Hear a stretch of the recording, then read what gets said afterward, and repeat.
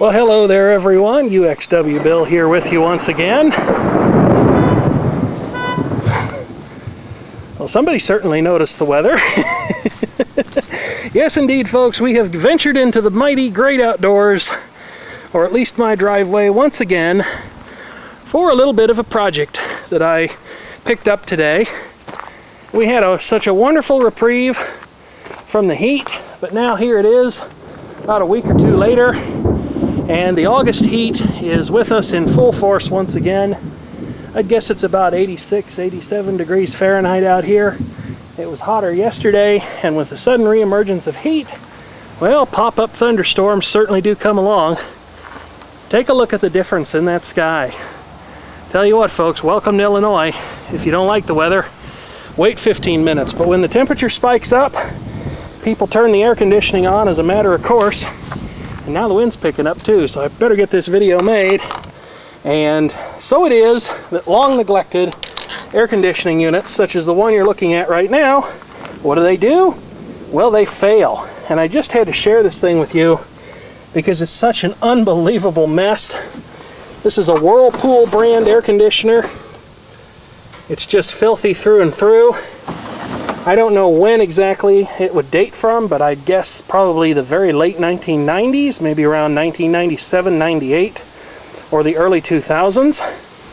At least Whirlpool was still building a pretty decent quality air conditioner at the time from the looks of it. This thing's built pretty well, and it's still got a basic set of manual controls on it, which I greatly prefer over the electronic type that all but the smallest and cheapest air conditioners are festooned with today.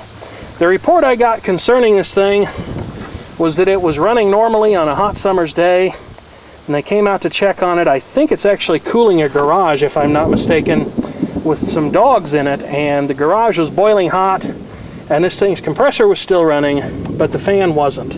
And at first I thought, well, you know, maybe the run capacitor's gone bad, because they do sit out here in the heat and the filth, and they have an electrolyte liquid in them, and really it's amazing that they last as long as they do, to be honest. But I started it up today, and the fan motor took right off and started running, as did the compressor. There didn't seem to be any unusual amount of heat building up in the capacitor. So I think the capacitor might be okay. It's probably just the extreme amount of filth that's choking this thing. I don't know if we can really get a better view of it. If we turn on night shot, that's probably going to make everything grossly overexposed and certainly very, very green. But take a look at what's inside that condenser coil. The dead bugs, the filth. The thing couldn't hardly work if it wanted to, and it certainly can't bring a nice breath of, well, maybe not cool, at least not on this end of the unit, air across that little fan motor. Yeah, you can tell it's not young because the labeling is completely worn off of that old motor. But I'm going to clean this up, and we'll see just what a marked difference in performance that happens to make. It still cools amazingly enough.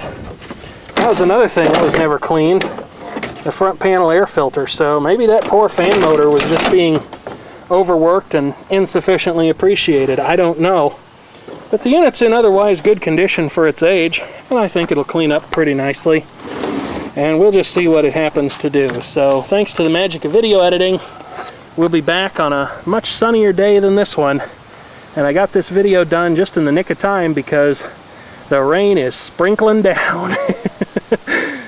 Oh, a little sidebar. There was one thing I wanted to touch on when I was discussing the quality of this particular air conditioner and how well it actually seemed to be made. I was very surprised to see that in addition to the units being made in the US, so too is the refrigeration compressor. Check that out. Manufactured by the company we know today as Panasonic, who usually makes them in Japan, Korea, maybe even China these days. But at one point, apparently they had a compressor factory in the United States. And I thought that was definitely rather unique because it's a rare sight to see a refrigeration compressor in a unit this new that's actually domestically sourced. Well, that definitely escalated quickly, I'll give it that.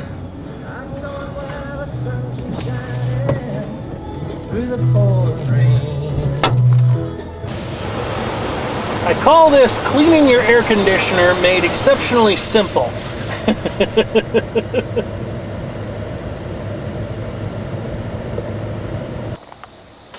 You know, while I'm on the very exciting subject of air conditioning related maintenance, with the heat coming back in full force, we've turned on the central air conditioning once again, and last night when I turned it on, it made a noise that sounded like it was trying to digest a stick.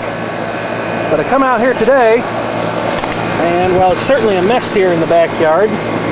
This ought to put Sony's wind noise reduction to the test, hadn't it?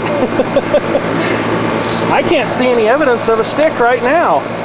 I was all prepared to tell you that a central air conditioning condenser unit such as this one makes a lousy wood chipper, but apparently I stand corrected. It still needs a heck of a cleaning though. Plus somebody really ought to go over it with a fin comb. That'll have to happen later, I guess. Getting back to the primary subject of this video, however, I've gone ahead and thoroughly cleaned this little Whirlpool window air conditioner. It's not perfect, but it's certainly a million times better than it was. It can actually circulate air through the condenser coil. The run capacitor isn't choked in spider webs any longer. And there aren't oodles of live earwigs falling out of it at every corner, which is what it did when I first took it apart. That was a whole lot of fun. I also shot some penetrating oil into the fan motor, and the little fan motor has sat here in the garage and run for hours at a time without failure, so I just don't know for sure what's going on with this one. As you can see, fan motor starts right up, comes up to speed, doesn't labor, does get a little bit hot though. I had my non-contact thermometer out here someplace. I don't know where it's gotten to now. I probably lost it like a complete boss. But the motor casing was getting up to around 150 degrees, and in my book, that's a little bit hot. Unfortunately, I think that the stalled fan and the fact that this unit ran for several hours may have caused it to damage itself, possibly through high pressure developing within the refrigeration system and resulting in the venting of some refrigerant, because if I turn the compressor on, and the compressor certainly sounds okay, doesn't have any metallic noises to it that would suggest duress, doesn't start up hard or anything like that, but this unit just doesn't get as cold and hot as it ought to. I'm seeing cold side evaporator temperatures around 50 degrees at best on the coil. I think it should be down to about 30.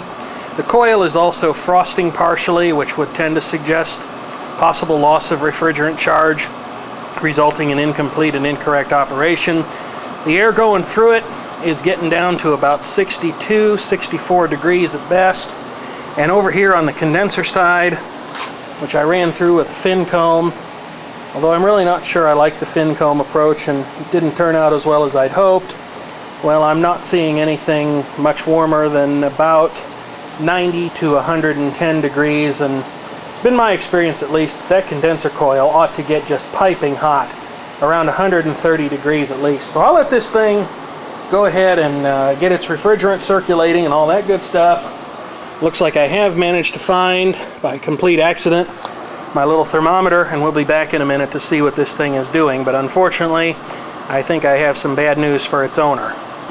It's about 90 degrees Fahrenheit outside today. That's the temperature taken off of the concrete here in the garage, which is out of the sun. Might be a little bit hotter if I went out there and collected the temperature off of something else. Okay, I'm back, and this thing has been running for about 10 minutes now, and on a hot day like today, the results are even less encouraging than they were when I first turned this thing on after cleaning it out and letting it dry out. You can see the partially frosted nature of the coil right there on that end loop. Over here on this line going into it, there's another frosted area. The other loops aren't even getting remotely cold to the touch, maybe just slightly. And if we take a sample of the output air temperature, the best we're going to get is about 78 degrees, and it should be doing quite a bit better than that. I'm not even pushing it that hard. I have the fan running on medium speed.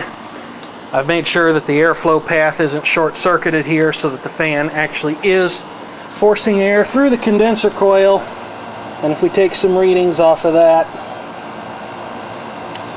it ought to be getting a lot hotter than it is across the board. So unfortunately, I think this unit has suffered a failure that I can't do anything about because I'm not a professional refrigeration technician, as many of you are probably aware, and I also do not carry a license to handle refrigerants. So that pretty much does it for me. Cleaning this unit up, however, did reveal a manufacturing date of the 6th month, maybe the 6th week of 1999, and it is an R22 based unit. Now, someone could probably go ahead and evacuate the system and put proper service ports on this thing, maybe charge it up and go again, but I'm really not sure that's worthwhile for a unit like this, although these things are not cheap. Anyway, that concludes the story of this little Whirlpool air conditioner. Thank you for watching this particularly rambling video, and by all means, please do feel free to leave a productive comment if you have one.